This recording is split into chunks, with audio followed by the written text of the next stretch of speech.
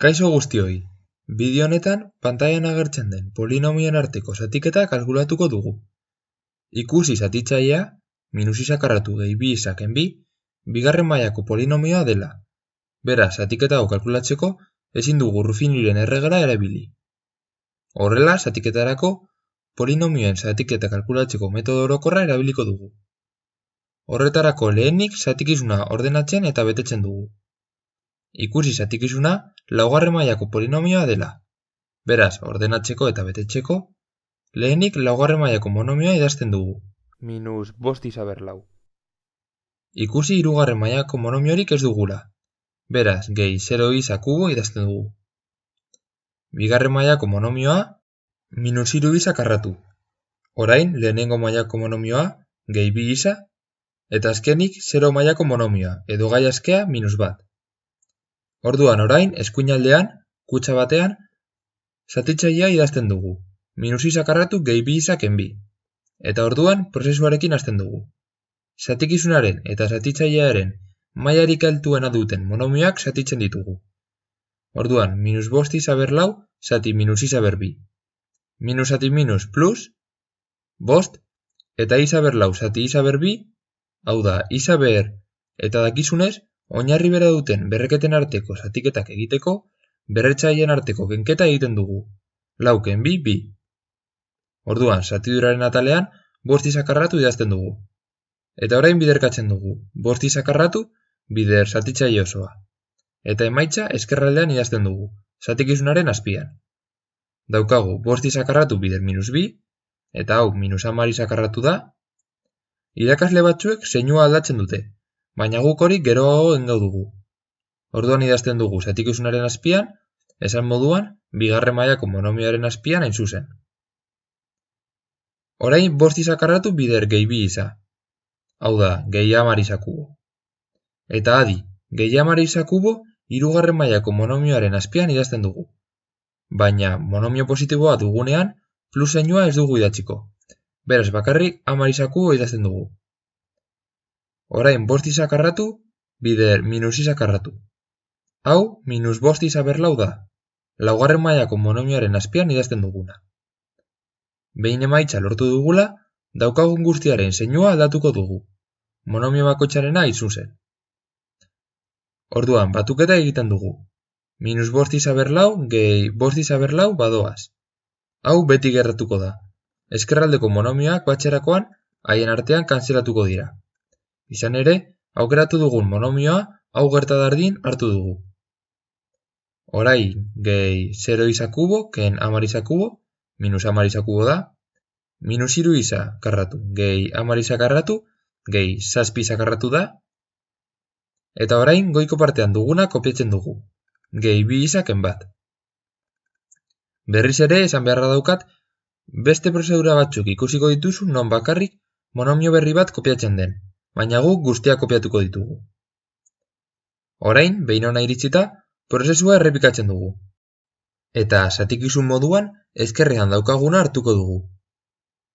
Beraz, mailarik altuena duten monomioak zatituko ditugu. Minus 10 iza kubo zati minus iza karratu. Minus zati minus plus da, ez dugu ezer idazten, 10 eta iza kubo zati iza karratu iza geratzen da. Orduan, 10 iza zatiduraren atalean idazten dugu. Gehi 10 iza idazten dugu. Eta 10 iza bider zatitzaile osoa egiten dugu. Eta emaitzak zatikizun berriaren azpian idazten ditugu. Daukagu, gehi 10 iza bider minus bi, minus hogei iza. Orain, gehi 10 iza bider gehi 2 iza, hau da, gehi hogei iza karratu. Badakizu zatikizunaren atalean, hogei iza karratu idazten dugula. Eta orain, gehi 10 iza bider minus iza karratu. Plus bider minus, minus, 10, eta iza bider iza karratu iza kubo da. Orain, lortutakoaren zeinua aldatzen dugu, eta eraiketa kalkulatzen dugu. Betiko moduan, minus 10 iza kubo, gehi 10 iza kubo badoaz. Orain, gehi 7 iza karratu, ken hogei iza karratu, minus 13 iza karratu da. Gehi 2 iza gehi hogei iza, gehi hogeita 2 iza da. Eta orain goikoa kopiatzen dugu, minus bat.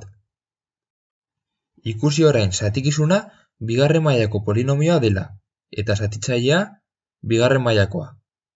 Orduan jarrai dezakegu zatiketarekin. Eta noiz bukatuko dugu? Hemen daukagun polinomioaren maila txikiagoa denean zatitzailearen maila baino. Maila berekoa direnez jarraitzen dugu. Orduan orain, mailarik altuena duten monomioak zatitzen ditugu. Minus 13 izakarratu, zati minus izakarratu. Hau da, minus zati minus plus da, ez dugu ezer idazten, eta orain 13 eta izakarratu zati izakarratu badoaz, ez dugu ezer idazten. Orduan 13 daukagu, gehi 13 idazten dugu zatiduraren atalean.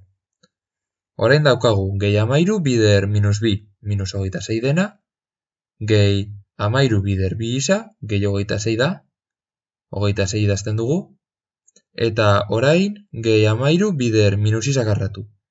Gehi bider minus minus da, eta 13 izakarratu. Lortutakoaren zeinua aldatzen dugu, eta batuketa kalkulatzen dugu.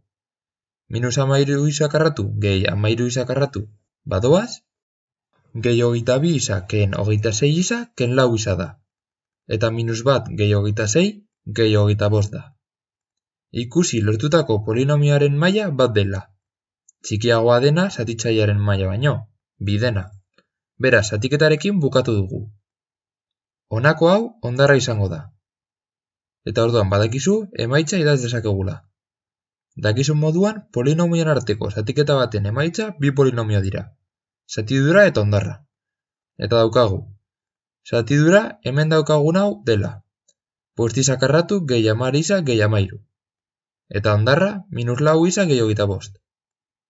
Eta orain bai, hau izango litzateke proposatutako zatiketaren emaitza.